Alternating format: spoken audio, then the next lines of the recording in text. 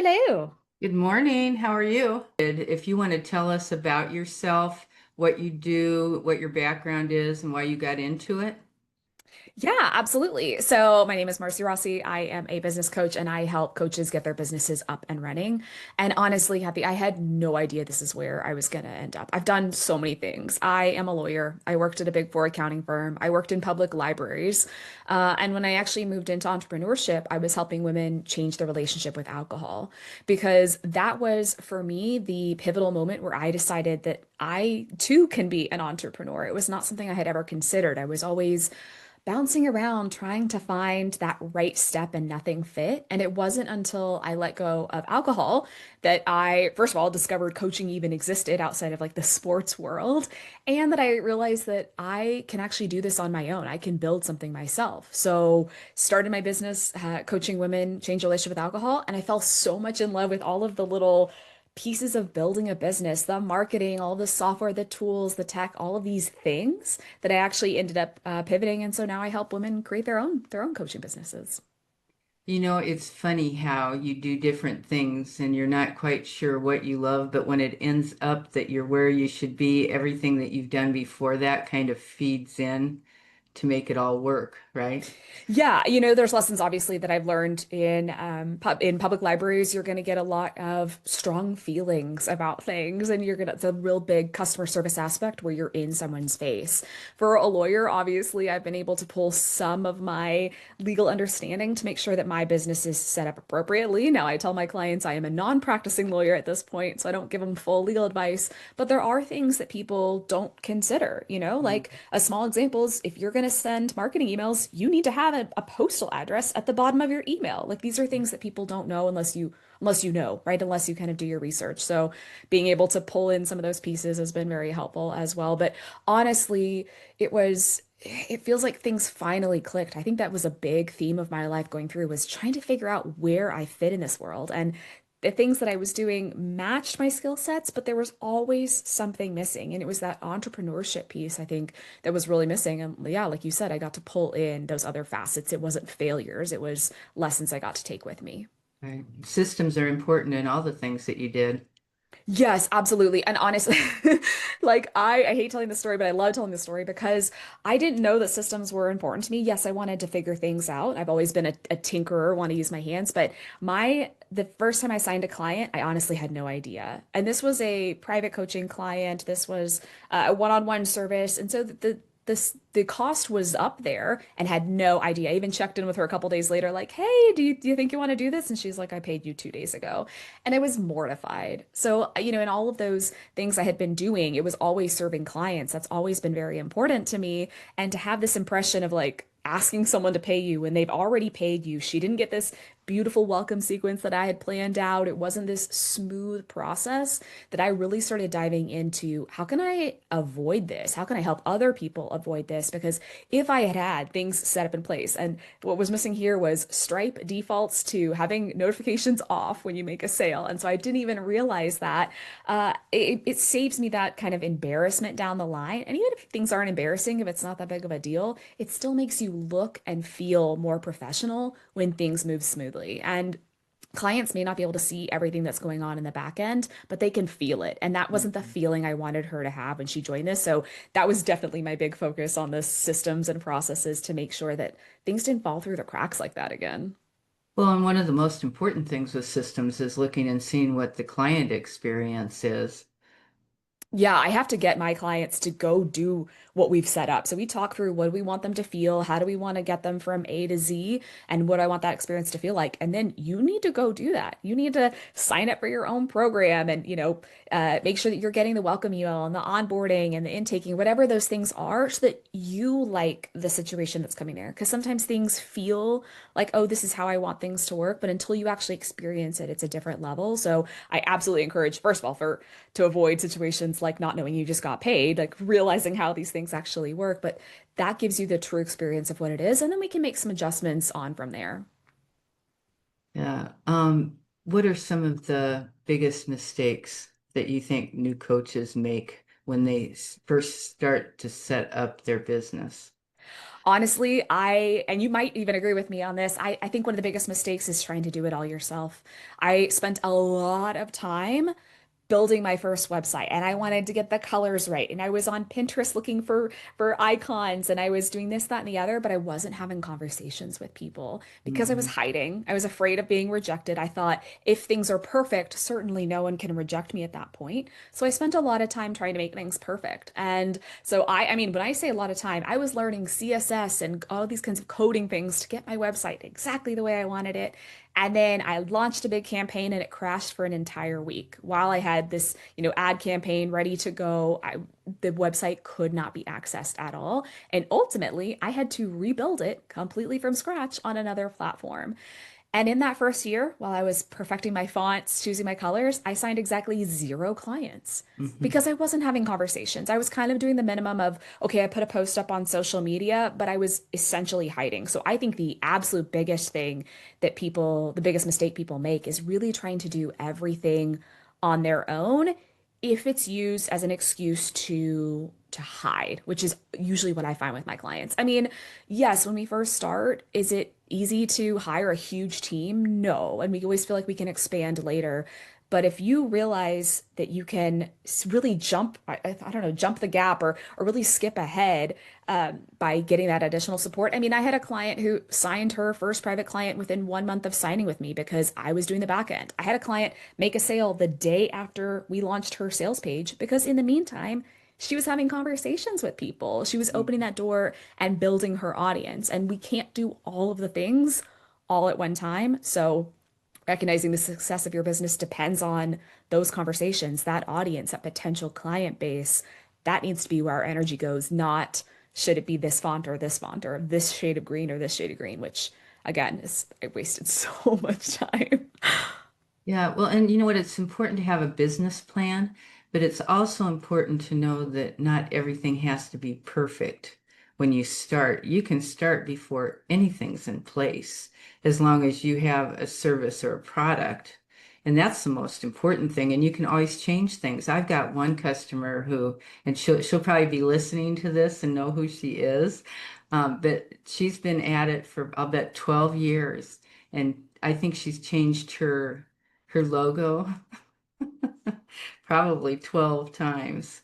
And she just goes bouncing around, and it's a fear of finally sitting down and getting a customer. It's also, I think, uh, you know oh, what's the word for it? It's when you don't think that you're worthy of the or capable of the job. Kind of like an imposter Imposter syndrome. syndrome. Yeah. Yeah.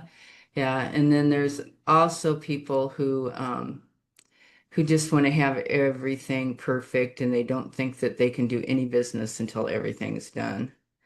I mean, I can tell you that there are people out there that are wildly successful and they make their sales using like a Google Doc. They have, Hmm. a PayPal link. It can be Hmm. done. So first of all, we can go ahead and dispel the myth that it has to be perfect in order for you to make these sales because there are people out there that are not doing it that way. Now, do I do it that way? No, because I really care about the customer experience and I want to have the nice looking things. But if I'm going to compromise on that, if I want it to look really professional, I have to recognize that's not the best use of my time. So, do I want things perfect or do I want to be successful? Do I want to make money? And if I need both of those things, that's where support has to be there. We can't do it alone. Right. Well, and it's what you said. If you do revenue projection, you know that you can make money quicker. If you look at it, paying somebody is less expensive than waiting a year and a half to get any revenue coming in. Yeah, I've definitely done some cost benefit analysis when I'm thinking about what I was doing. I have a woman who's helped me in the past with creating Pinterest pins. And like, yes, I can create Pinterest pins myself.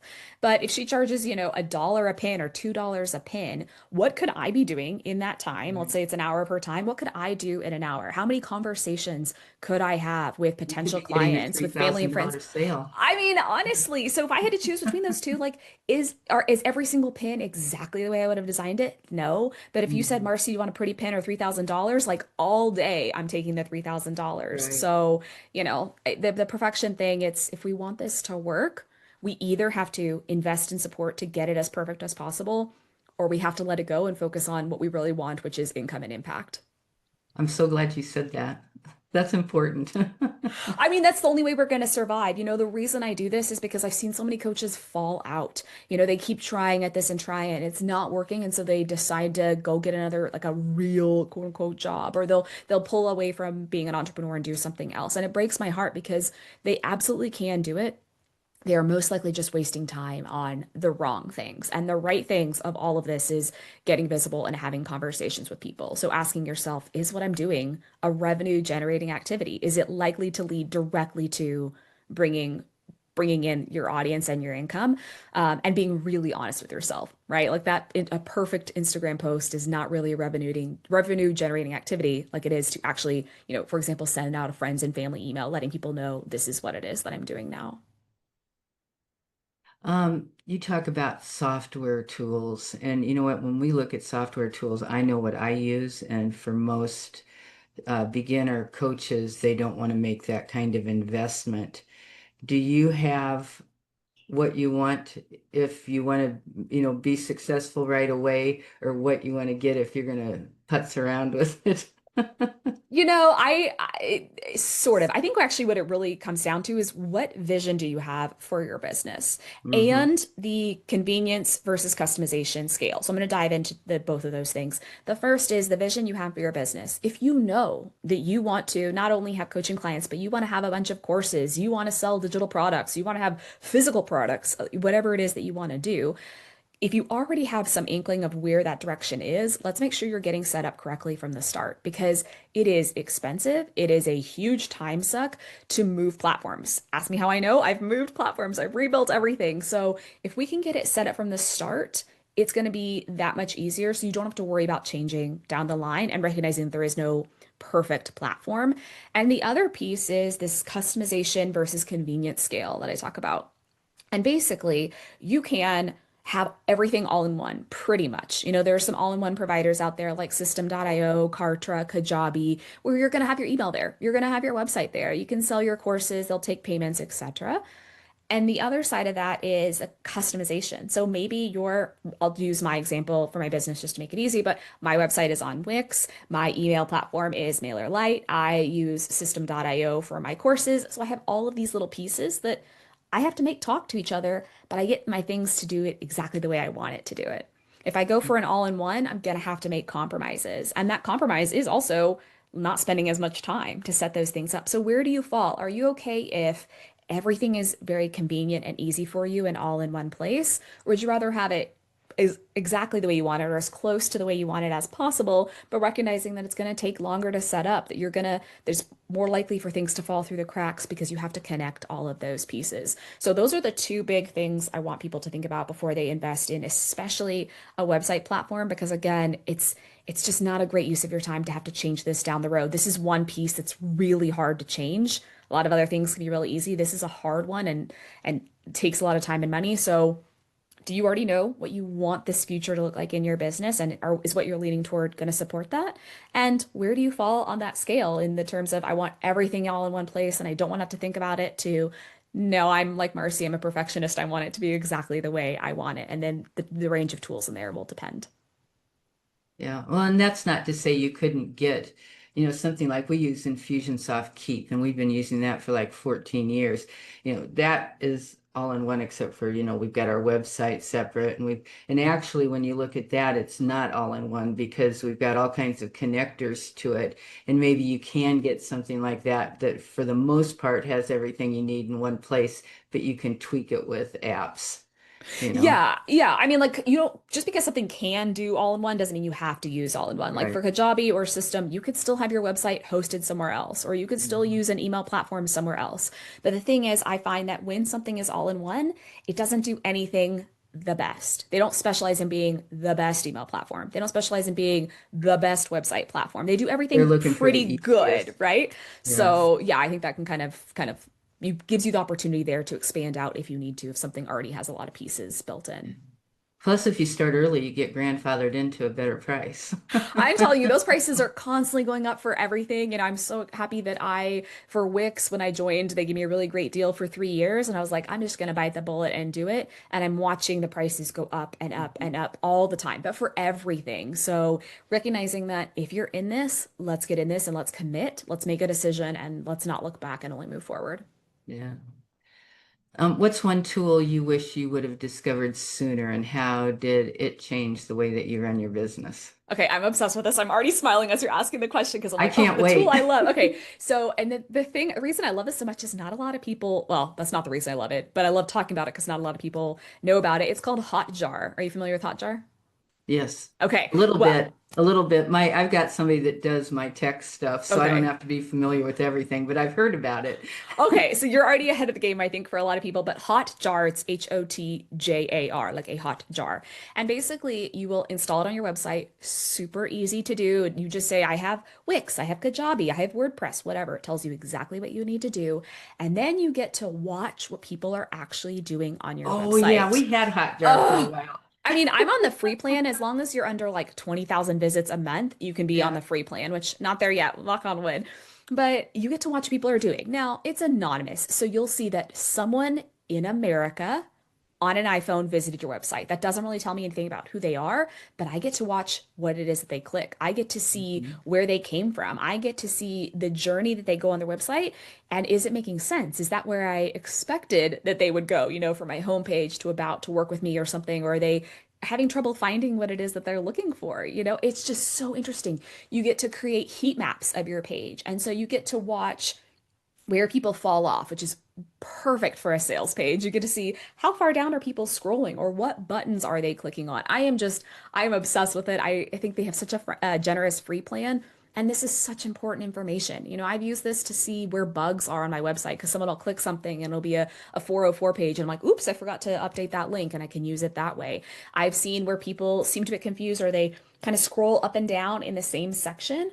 And that can kind of give me an idea if something in here isn't clear, they're struggling with it. Or for your FAQs, what FAQ are they focusing on the most? Like when they stop their mouse and making sure that's really nailed in on your website, on your emails, because an FAQ is something that's stopping someone from buying, from signing up with you, from taking that next Mhm. step. So obsessed with Hotjar. Again, it's super easy to set up, so interesting to watch what people do. They have a lot of other fancy tools if you want to upgrade. I'm not an affiliate, I'm just obsessed. But data, I am all about knowing the data because it makes the best decision. So this is a key piece of data that's super easy and really interesting to watch. How can health coaches avoid feeling overwhelmed by the tech and everything that there is to pick from? Oh, goodness. I mean, so I think, first of all, knowing what it is that you are kind of your non-negotiables, especially if you have that clearly, can really help weed out a lot of things. If you know that you're on that all-in-one, that convenience scale or closer to that left, let's let go of trying to figure out who is the best email service provider and who is the best course provider and all these things. And let's drill down so that we're only looking at, the three or four people that really do things really well in that software area. I think if you know that you want to have courses available, taking a peek at the things that are actually going to support that goal for you so that you don't have to like duct tape Frankenstein, pull all these things together. You can just get set up smoothly from the start. And I think the other piece is recognizing that there is no perfect tool out there, right? You said you've been using yours for a while, but it's still not the one and done everything that you have.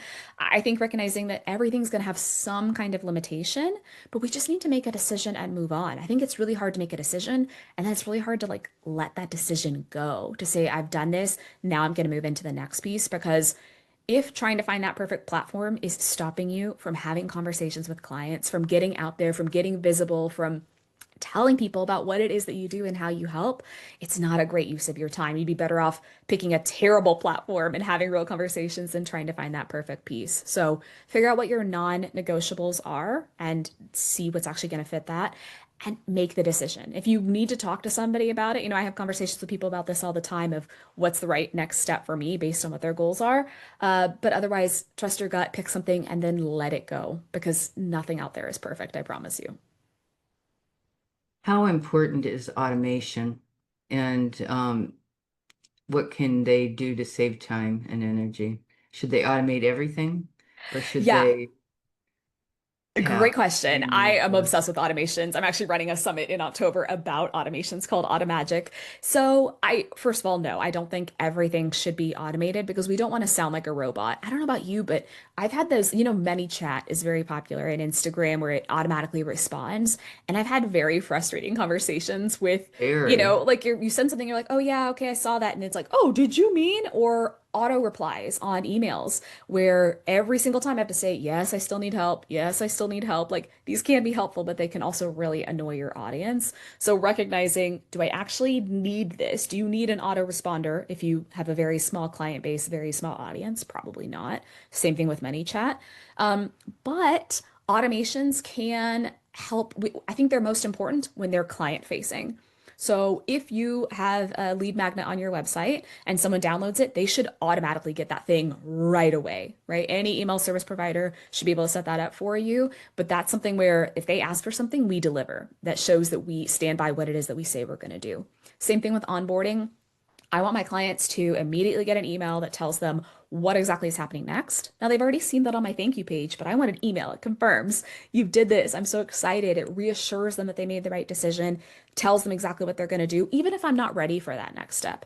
My contracts are custom because I do done for you services and it depends on the packages. So they don't get that contract right away, but they get an email from me knowing that they're going to be getting a contract that's going to be what they need to sign, that here's how they book their link, etc. So when we're thinking about automations, we're thinking about what does that client need or that customer, potential customer lead need right then, and how can we set it up to make them feel reassured so we're building trust with them and we're not annoying them. If we just automate everything just because we can, yes, you may never have to be in your business. You can automate coaching questions to people and send it out, but then you're not a human. And especially these days where AI is on the rise, sounding like a human is very important. But that onboarding sequence, for example, doesn't have to be like a custom message. That lead magnet email, welcome email, doesn't have to be a custom message. So starting very small with your priorities being what can serve the client. And then if you have extra time, my favorite automations are for me to keep me on track. So I have tasks. I use ClickUp for honestly just about everything, but I have tasks that reoccur at a specific schedule, whatever that is. And so when I open up my task every day, my task list, I know exactly what it is that I need to do and focus on. And these priorities have already been predetermined for me. Like, yes, new things are going to pop up, but I can stay on task because it's automatically populating what it is that I need to do today. But that's a bonus. But think about, the customer first. How do I best serve the customer first versus annoy them? I visited your site this morning and you've got a free opt-in offer. What, tell me the name of it. It looked like it was pretty good. Oh, thank you. Yes, so it's called the revenue rituals, and it's really going back to what it is that we talked about today, which is Mhm. focusing on the things that are going to lead to income and impact. So designing your website, I'll give you a hint, is not on there. Choosing your colors is not on there. These are things that really dial into getting visible, having conversations with people, and that's what's going to make your business grow. We can always fix those other pieces down the road, but right now, if we don't have clients coming in, our business is just not sustainable. So yeah, the revenue rituals, it's a very simple guide of 3 daily tasks that you do each day and then one a week for kind of some relationship building. And if you do these, you can feel confident that you are moving towards the kinds of activities that are really going to make a difference in your business. And I promise you it's not going to be the color scheme. It goes down to visibility, to getting visible and relationship building. Very good. Well, we will put that link on the show notes too, so people can find you and get that information from you. Thank you so much for being here today. I know all of the information is going to help everybody that listens, whether it's a ton or, just a little bit. I think that you have a lot packed in here today. Thanks so much, Kathy. Appreciate it. You're welcome. Have a good rest of your week. Thanks, you too. Bye-bye.